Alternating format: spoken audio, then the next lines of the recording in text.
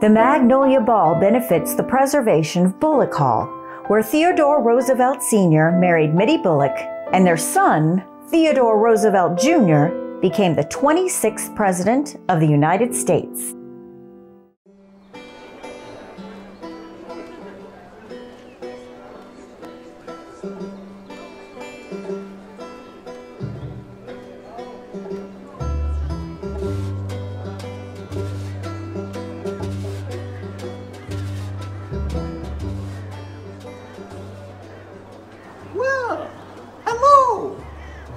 I'm so very delighted to see you here today.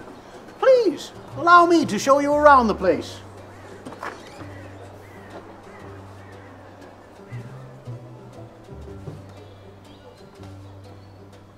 It was here that it all began for me.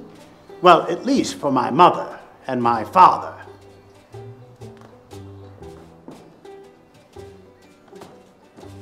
It was here in the family home that my mother, Mittie Bulloch, married my father, Theodore Roosevelt, and I stand here grateful that at least in this endeavor, a union of North and South was entirely successful.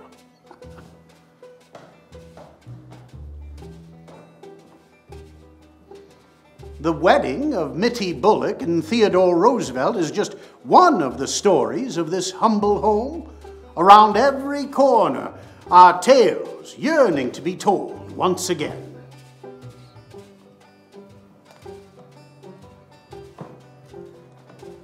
Stories of romance, stories of despair, real stories. Well, if you'll excuse me, I've kept the good people of Roswell waiting.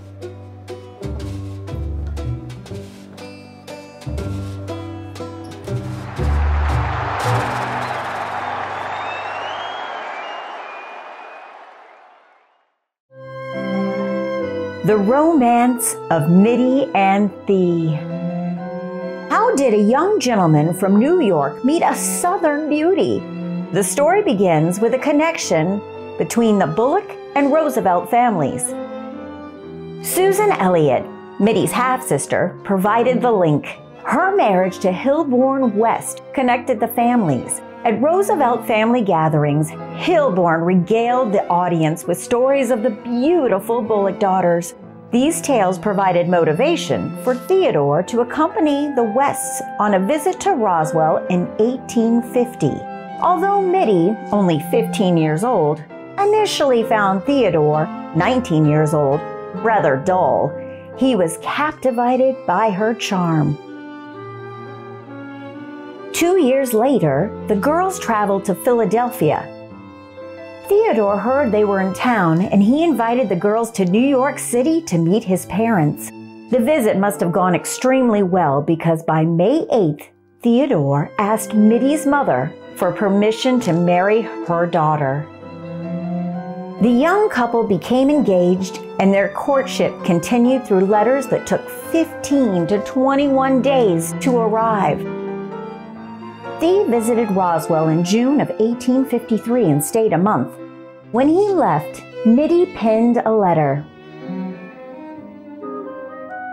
Theo, dearest Theo, the dreadful feeling came over me that you were indeed gone, that I could no more look into those loving eyes. I could not feel myself pressed against the manly heart which beats so truly for me. I wandered alone, disconsolatory all day. Everything now seems associated with you.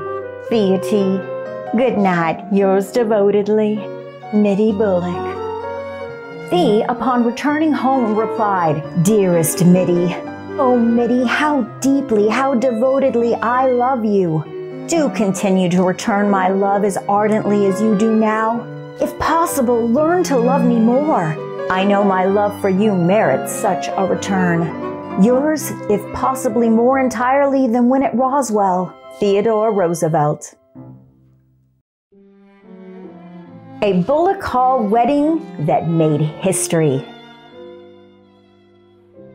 Finally, on a snowy evening, December 22, 1853, Mittie and Theodore were married in front of family and friends at Bulloch Hall. Mittie wore a heavy white silk lace trimmed gown, and she carried a small prayer book given to her by Theo. Her 4 bridesmaids were dressed alike in white muslin gowns with ruffles. The wedding party was on the dining room side of the pocket doors. The doors were opened, and all the family and guests were seated in the parlor. Mittie's cousin, Reverend John Bulloch Dunwoody, performed the ceremony. Theo's oldest brother, Cornelius, and his parents were the only family members that made the arduous trip to Roswell for the wedding. The house was decorated by Daddy Luke with greens and holly. Mom Rose prepared a wonderful evening post-wedding feast where cakes were served that had been decorated at icing parties held by Mittie's young friends. The wedding cake was described as an enormous white-tiered creation, and all the guests were impressed when they were served ice cream, which had been made by ice brought from the north. The wedding was followed by feasting and dancing. Then the newlyweds spent the first week of their married life at Bulloch Hall, attending parties held by friends in Roswell, and then moved to live with Theo's parents in New York City, where their new home, a gift from his parents, was constructed. This marriage began a love affair that never ended and would see 4 children born. One of those children would become the 26th President of the United States. This year, the funds raised by the Magnolia Ball will support 3 crucial goals.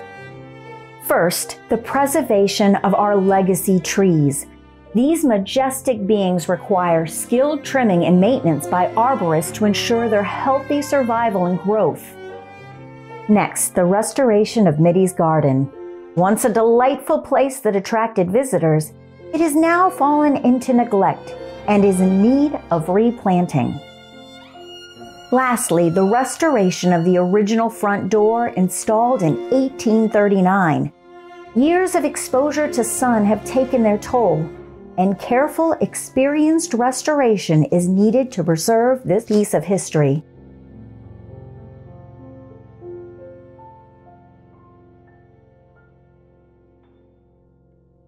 The historic significance of Bulloch Hall as Roswell's only national treasure is captured in this recent visit by Paul Milliken of Fox 5 Atlanta.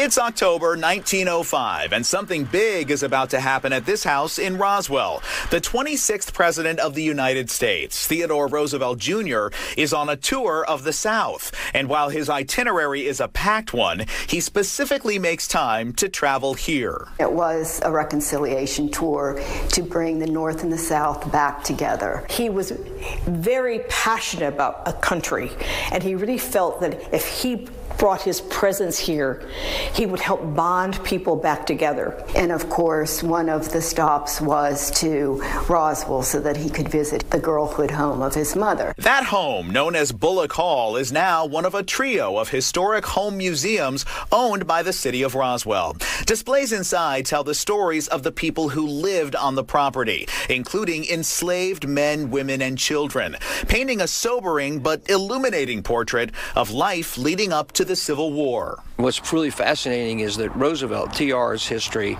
in many ways is a great correlation to what happened to us as a people, because he had a northern father and a southern mom. And that really showed up in his life. Not only did the president's mother, Martha Mittie Bulloch, grow up in Roswell, it's also where she married his father, a New Yorker named Theodore Roosevelt Sr. in 1853. For the first week of their married life, they didn't leave town. They stayed here for a week in this house. Today, the house looks almost exactly as it did when President Roosevelt posed on these front steps during that 1905 Southern tour, something city leaders point to as proof of their dedication to historic preservation. It absolutely is. It was a huge draw for my family to move here. One of the top 3 reasons was the history and historic asset preservation here. Roswell, like the United States, has a very interesting and complex history. Our history, I would always say to people, is worth unpacking. And upstairs in Bulloch Hall, recall this 45-star American flag flown here during that 1905 visit, a red, white, and blue reminder of the city's unique place in presidential history. Where a wedding and a 1905 visit by a president of the United States made national history in Roswell.